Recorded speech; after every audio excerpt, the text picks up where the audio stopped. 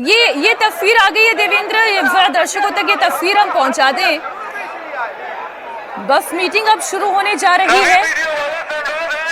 पवन हमारे सहयोगी जुड़े हुए हैं। पवन जी जी, इस मीटिंग के लिए अभी फिलहाल शुवेंदु अधिकारी पहुंच गए हैं और उन्होंने बहुत ही सधे अंदाज में कहा, जब उनसे पूछा गया क्या होने वाला है, उन्होंने कहा कुछ देर इंतजार कीजिए, मेरे लिए जो पार्टी का आदेश होगा मैं करने के लिए तैयार हूं। ये 1.5 लाइन बोलने के बाद अब शुवेंदु अधिकारी मीटिंग में हिस्सा लेने के लिए अंदर पहुंच गए हैं। यहां बंगाल के प्रभारी, सह प्रभारी, सभी विधायक लगभग पहुंच चुके हैं और अब मुख्य पर्यवेक्षक अमित शाह का इंतजार है और उम्मीद की जानी चाहिए 4 बजे ये बैठक शुरू हो जाएगी, जिसके कुछ मिनटों बाद उस नाम का ऐलान हो जाएगा जिसका सबको इंतजार है। लेकिन शुवेंदु अधिकारी ने शुद्ध शब्दों में कह दिया है, पार्टी मुझे जो भूमिका देगी मैं उसके लिए तैयार हूं, ज्यादा आकलन करने की जरूरत नहीं है, थोड़ा सा इंतजार कीजिए। जी देवेंद्र, आप अपनी बात पूरी कर लें। वो ताज़ा तस्वीरें आ रही थी और शुवेंदु अधिकारी भी पहुंच गए। उन्होंने कहा भाई पार्टी जो हमें जिम्मेदारी देगी, और एक नेता को खैर यही शब्द बोलने चाहिए, भले उन्हें पता भी हो कि वो मुख्यमंत्री बनने जा रहे हो, तो ये ग्राउंडेडनेस तो दिखानी बनती है। देवेंद्र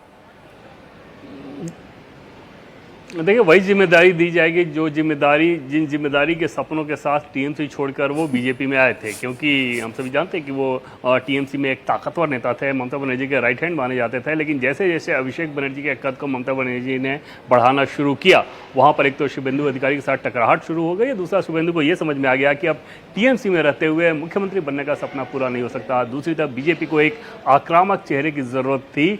उस आक्रामक चेहरे के लिए जो खाली स्थान था उसको शुवेंदु ने भली भांति पूरा किया, और न सिर्फ टीएमसी की राजनीतिक समझ रखने वाले उसको काउंटर करने के लिहाज से, बल्कि हार्डकोर हिंदुत्व की लाइन पर वो लगातार चले, और उस लिहाज से जो संघ के लोग हैं या बीजेपी के विचारधारा के जो मूल लोग हैं, उनमें से भी अधिकांश ने उनको स्वीकारा। हालांकि जब वो बीजेपी में आए थे तो बहुत सारी कहानियां उस समय चलती थी कि कैसे दिलीप घोष वर्सेस शुवेंदु अधिकारी का मामला चल रहा है, और बहुत ज़्यादा टकराहट होती थी। और उस समय निश्चित प्रमाणिक शुवेंदु अधिकारी के साथ ज़्यादा नजर आते थे, क्योंकि पहले से उन लोगों का ऑलरेडी इक्वेशन था। तो वहाँ पर लेकिन बाद में पार्टी को ये समझ में आ गया कि अगर बंगाल में डिलीवर करना है तो शुवेंदु अधिकारी के पीछे ही ताकत देनी होगी, और उस ताकत का नतीजा ये हुआ कि चुनाव में जीत हो गई और अब उन्हें मुख्यमंत्री के तौर पर आज चुन लिया जाएगा विधायक दल की बैठक में। अनंत जी, इसमें कोई दो राय नहीं। जो बात देवेंद्र कह रहे हैं, अग्निमित्रा पॉल का भी एक बयान आ रहा है, वो भी सुन लेते हैं।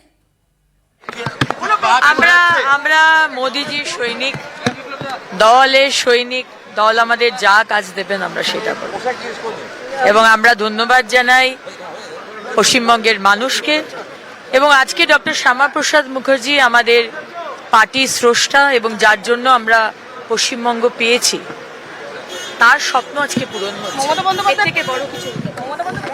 अग्निमित्रा पॉल जो कह रहे थे अनंत जी कि मैं तो मोदी की सैनिक हूं, अब सैनिक को जो जिम्मेदारी दे दी जाए वो जिम्मेदारी निभाने के लिए तैयार है, और सैनिक भी तो सोच समझ कर ही बनाए जाते हैं, और फिर सैनिकों को ताकत भी दी जाती है, सैनिकों को तैयार भी किया जाता है। तो ये वैसे सैनिक है जिन्हें सेनापति बनाया जा सकता है, सेनापति ना सही तो डेप्यूटी बनाया जा सकता है। तो डेप्यूटी सेनापति को हम सुन रहे थे क्या?